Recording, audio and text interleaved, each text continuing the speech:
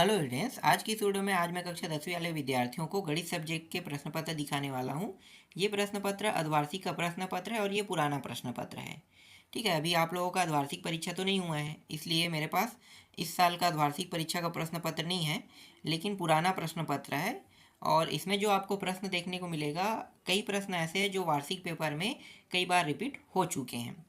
तो मैं आपको इस वीडियो में ये सिखाऊंगा कि इससे संबंधित जैसे प्रश्न आएगा, जरूरी नहीं कि इसमें जो दिया है वही प्रश्न आए, इससे संबंधित प्रश्न आएगा, उनको आपको कैसे बनाना है ये मैं बताऊंगा।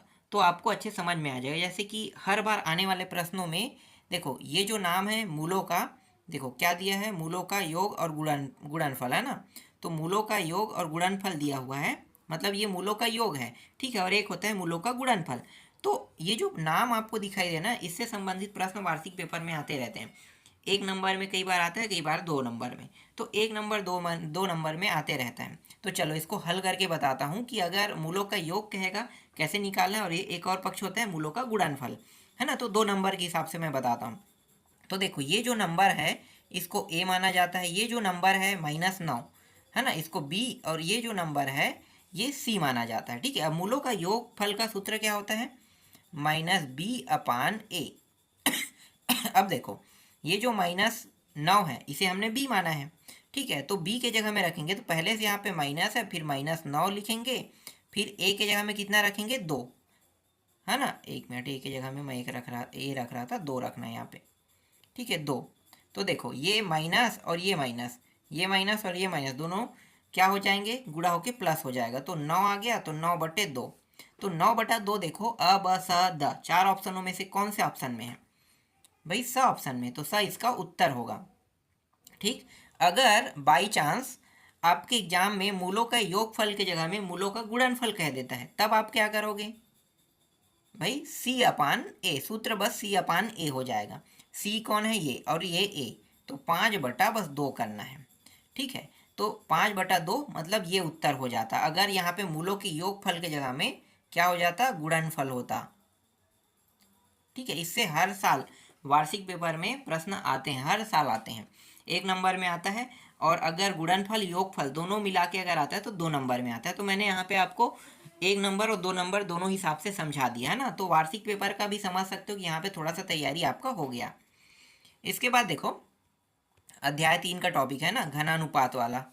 तो घनानुपात वाले में देखो, 2:3 मतलब 2/3 दिया है समझो। तो घनानुपात, घन मतलब 3 घात करना, 3 घात इसका, 3 घात इसका। तो 2 का 3 घात कितना होगा, 8। 2 को 3 बार गुणा करोगे 8, और 3 को 3 बार गुणा करोगे कितना होगा, 27, है ना। तो 8/27 देखो कौन से ऑप्शन में, ये अ ऑप्शन में, अ इसका उत्तर हो जाएगा। इसके बाद देखो तीसरा प्रश्न, कॉस स्क्वायर 15 अंश और कॉट स्क्वायर 15 अंश, अगर इस तरीके से मान दिया हुआ है तो इसका जो मान होता है वो होता है 1। ठीक है, जैसे कि cos square theta plus sine square theta. अब भाई थीटा के जगह में बस 15 लिख दिया समझो, ये 15 जो है वो थीटा के जगह में आ गए। तो थीटा की जगह में आ गए तो सेम तो है ना। तो देखो, cos square theta plus sine square theta का मान कितना है, 1 होता है। यहाँ पे क्या है, कोसेक और कॉट दे दिया है, कोसेक और कॉट दिया है, तो इसका भी मान क्या होगा, 1 होगा। देखो, ये जो होता है ये कुछ इस प्रकार से होता है, एक minute, cosec cosec square theta बराबर 1 प्लस कॉट कॉट, ये कॉट है, सॉरी, कॉट स्क्वायर थीटा, ये होता है। ठीक है, अब इस कॉट को इस पार लेकर आएंगे तो क्या हो जाएगा, कोसेक स्क्वायर थीटा, इस साइड आके माइनस कॉट स्क्वायर थीटा बराबर 1 बचेगा। ठीक है, यही सूत्र है। तो यहाँ पे जो उत्तर आ रहा है वो कितना आ रहा है, 1 आ रहा है। क्लियर हुआ ये टॉपिक। सूत्र है, जब तक के याद नहीं रहेगा त्रिकोणमिति का, तब तक के आप त्रिकोणमिति वाले अध्याय के प्रश्नों को नहीं बना सकते।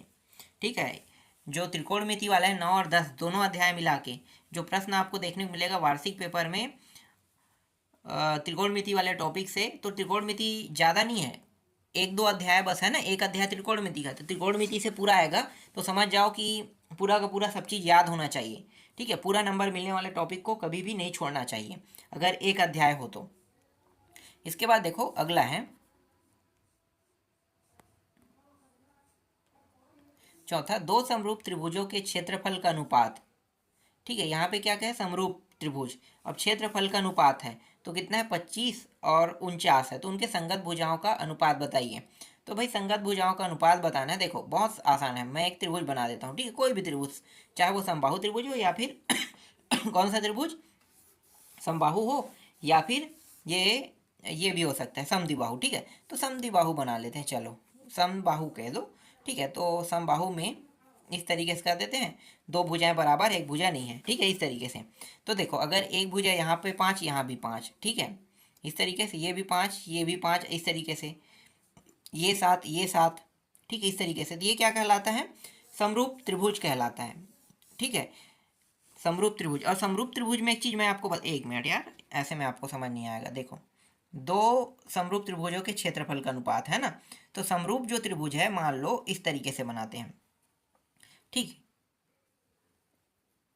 इसे समबाहु बना लेते हैं क्योंकि ये भुजा सभी बराबर होते हैं समबाहु में, ठीक है। तो ये देखो ये 5 है, यहाँ पे 25 है, मतलब ये 5, और इसका कितना होगा 7 होगा, ठीक है, 7, तो इसके हर भुजा 7 होंगे और इसके हर भुजा कितना होगा 5 होगा, इसके हर भुजा 5 होगा और इसके हर भुजा 7 होगा।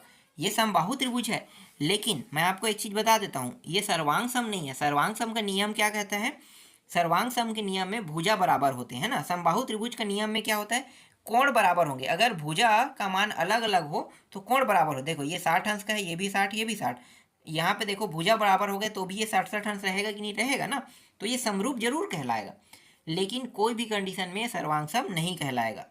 ठीक, तो यहाँ पे पूछा क्या है प्रश्न में, दो समरूप त्रिभुज क्षेत्रफल का अनुपात 25:49 है, तो उनके संगत भुजाओं का अनुपात क्या है, तो डेफिनेटली एक का 5 होगा एक भुजा का, तो दूसरे वाले जो त्रिभुज है, ठीक है, उनका कितना होगा 7 होगा, तो उत्तर क्या होगा यही आएगा ना। इसके बाद देखो पांचवा, x के वर्ग माइनस 25 का गुणनखंड है। भाई गुणनखंड का मान यहाँ पे देखो x वर्ग है, यहाँ पे एक और देना था ये x-5, अगर इस तरीके से देता है x+5 x-5, तब मैं कह सकता ये इसका उत्तर है, ठीक है। यहाँ पे कोई भी ऑप्शन को हम नहीं ले सकते क्योंकि यहाँ पे सही ऑप्शन नहीं है। चलो आगे देखो, इसके बाद यहाँ पे बी पे आते हैं ना, मतलब ब में। तो ब में देखो रिक्त स्थानों की पूर्ति, रिक्त स्थानों की पूर्ति में पहला प्रश्न देखो, सर्वांतर श्रेणी 3, 8, 13 का पदांतर है। पदांतर मतलब पद का अंतर, तो पदांतर मतलब पद का अंतर मतलब क्या है, आप लोगों को मैंने पहले ही बताया था, सर्वांग सम है ना। सर्वांग सम निकालने का तरीका क्या है, जो पद का अंतर होता है वो सर्वांग सम, और सर्वांग सम को डी से प्रदर्शित करते हैं। अध्याय 4 को अच्छे से देखना, ठीक है, अध्याय 4 से प्रश्न जब आते हैं ना तो समांतर श्रेणी से संबंधित रहता है। तो डी का मान कैसे निकालते हैं, ये पीछे वाले पद में आगे वाले घटा दो, ये पीछे वाले लो तो इसमें आगे वाले को घटा दो, है ना, दोनों में से किसी एक में लेना है, नंबर दिया है तो 8 में अगर 3 घटाएं कितना आ जाएगा 5, तो उत्तर क्या रहेगा 5 का अंतर है। अगर 13 में 8 घटाओ कितना आएगा 5, तो इसी को पदांतर कहते हैं और इसी को सर्वांतर कहते हैं ना। पद में अंतर, पद में जो अंतर होता है वही क्या कहलाता है, सर्वांतर कहलाता है। सर्वांतर को डी से प्रदर्शित करते हैं। ठीक, जब भी हम प्रश्न को समांतर श्रेणी के प्रश्नों को हल करते हैं तो हमारे पास डी का मान होना बहुत जरूरी है और ए का मान होना जरूरी। तो देखो पहला पद ए का मान है और डी का मान है। अगर आपसे पूछा जाए कि समांतर श्रेणी मतलब समांतर श्रेणी निकालिए कह के, है ना, तो आप इसका निकाल सकते हो कि नहीं निकाल सकते हो, आसानी से निकल जाएगा। ठीक है, सूत्र आपको पता होना चाहिए। ये सूत्र जो है देखो कई जगह ना TN लिखा जाता है और कई जगह AN, तो मैं अक्सर AN ही इसे मानता हूँ। ठीक है, A+N-1 और D, ठीक है, कितने पदों तक के, 10 पदों तक निकालने के लिए कहेगा तो N का मान बस 10 रख देना है ना। A का मान 3 पहले से दिया है, ये रहा, D का मान मैंने निकाल दिया, ठीक है, AN का मान, और N का मान 10 पदों तक है तो 10 रखोगे तो आसानी से हल करोगे तो उत्तर आ जाएगा। ठीक, तो इसी तरीके से समांतर श्रेणी के प्रश्नों को हल किया जाता है। और एक और सूत्र है, 2 सूत्र है यहाँ पे मैं आपको और बता देता हूँ। SN, ये योगफल ज्ञात करने का सूत्र है, मतलब बहुत सारे पद हैं, बहुत सारे पद, उन सभी पदों को जोड़ना क्या कहलाता है, योगफल कहलाता है। तो देखो जैसे कि यहाँ पे 3 पद है, 3 पद को आसानी से जोड़ सकते हो, लेकिन अगर इसकी संख्या को बहुत ज़्यादा बढ़ा दिया जाए, बहुत ज़्यादा, जैसे 50, 60, तो आप सबको कैलकुलेट करते हो नहीं, तो इसके लिए शॉर्टकट तरीका निकाला गया है SN का सूत्र।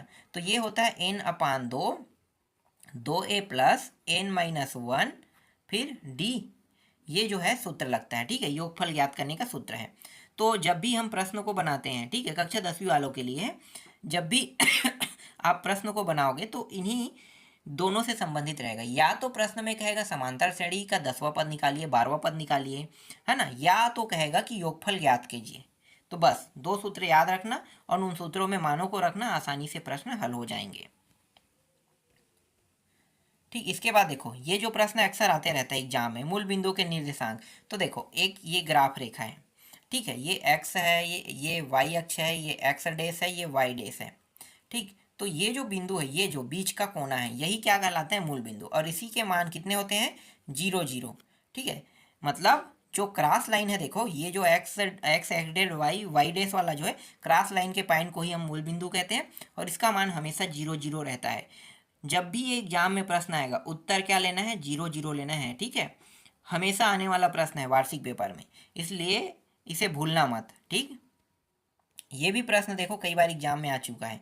शिक्षा उपकर खाली स्थान पर लगाया जाता है, तो ये जो है ना, देय राशि पर लगाया जाता है, जिसे हम देय आयकर कहते हैं, देय राशि कहते हैं। तो देय राशि, इसका उत्तर आपको क्या करना है, लेना है।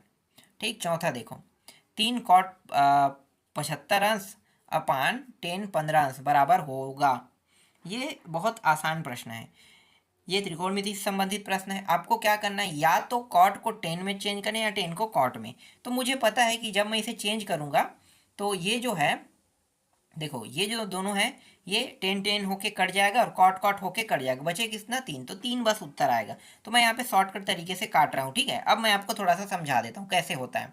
देखो, किसी को भी बदलना चाहो बदल सके, चाहे आप कॉट को बदलना चाहो बदल लो, 10 को बदलना चाहो 10 को बदल लो। तो देखो 3 हो गया। अब मैं यहाँ पे कॉट को बदल रहा हूँ, ठीक है, कॉट को 10 बना रहा हूँ। तो 10 बनाऊंगा तो ये 10